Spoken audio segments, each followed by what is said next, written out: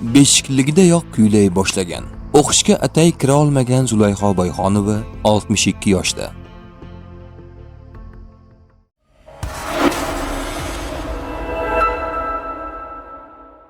Tez-tez hojatga chiqish, kechalari uyqusizlik. Bu prostata bilan bog'liq muammo va bu sizning ishonchingizni ham ta'sir qiladi. Ammo bizda yechim bor. Lidos tabiiy tarkibga ega, halol va ishonchli mahsulot. Prostata muammolarini yengillashtirishga, erkaklar jinsiy faolligini oshirishga yordam beradi va kundalik hayotda o'zingizni yengil hamda ishonchli his qilishingizga ko'maklashadi. Lidos, siz ham kechiktirmang. Hozir qo'ng'iroq qiling. Kod 70li 018 94 55. O'zbekiston xalq artisti, xonanda va aktrisa Zulayho Boyxonova 28-aprel kuni 62 yoshga to'ldi. Shu munosabat bilan san'atkorning hayot va ijod yo'liga nazar tashlaymiz. Xonanda Zulayho Boyxonova 1964-yilda Namangan viloyati Uychi tumanida tavallud topgan. Oilada 6 ta farzand, 4 qiz, 2 o'g'ilmiz. Men eng kattasiman. Dadamning ismlari Muhammadjon, onamniki Donoxon. Bobomning ismi esa Boyxonboy bo'lgan. Ismimni ham shu bobom niyat qilib Zulayho deb qo'ygan ekanlar.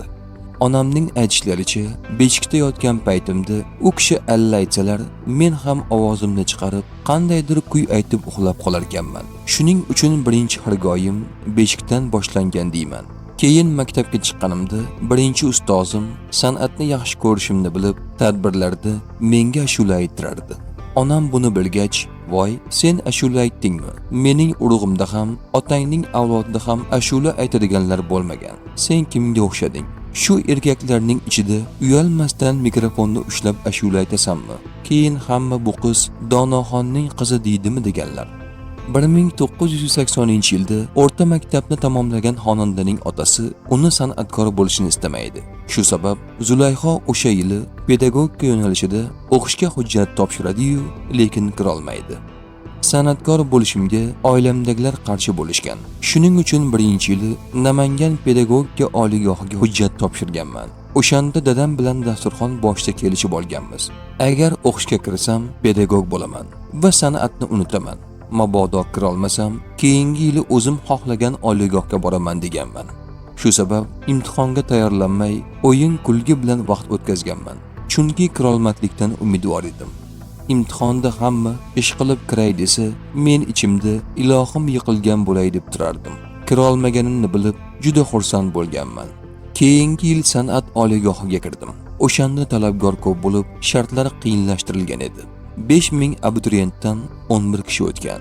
Keyin yana 3 tasi qo'shilib 14 talaba bilan dars boshlangan. Vokal bo'yicha ustozim Asad Azimov bo'lgan. Oliygoh zalida konsert bo'ladigan bo'ldi. Unda ustozim bilan rus tilida kuylaganmiz.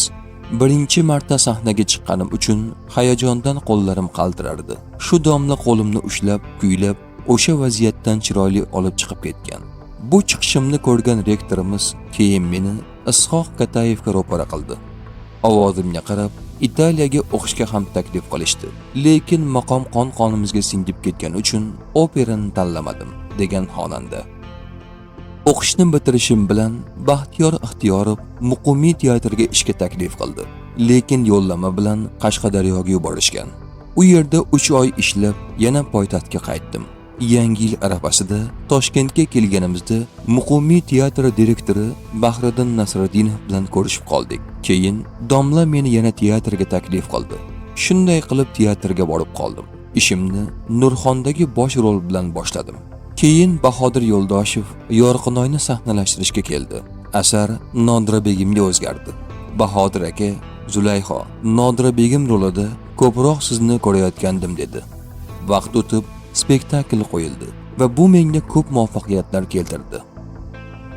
1996-yilda Fransiyadagi tadbirlarda birinchi marta ustozim Abduhoshim Ismoilov bilan ishlash nasib qildi. Ustozdan qo'shiq so'raganimda bir kasetani berib, ma'qulni tanlashimni aytdilar.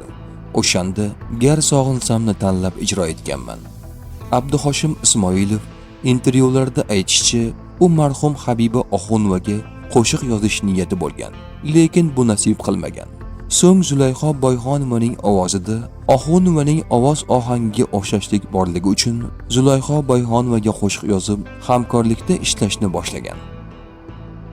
Xonandaning oilasi haqida. Har bir ayolga bir yelka kerak. Biz ojiza yaralganmiz. Turmush o'rtog'im Shuhrat aka bilan teatrda birga ishlaganmiz. Ular doim yonimda qalqon bo'lib turganlar. Oilamdagilar, qaynonam, umr yo'ldoshim sanatimga qarshi bo'lishmadi.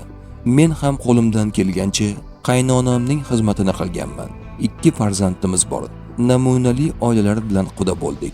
Bugun kelinimiz va 2 nabiramiz bor, deydi Zulayho Boyxonova. Ma'lumot uchun, xonanda 2022-yili o'g'li Firdavsni uylantirgan hamda 2023-yilda ilk marta nabirali bo'lgan.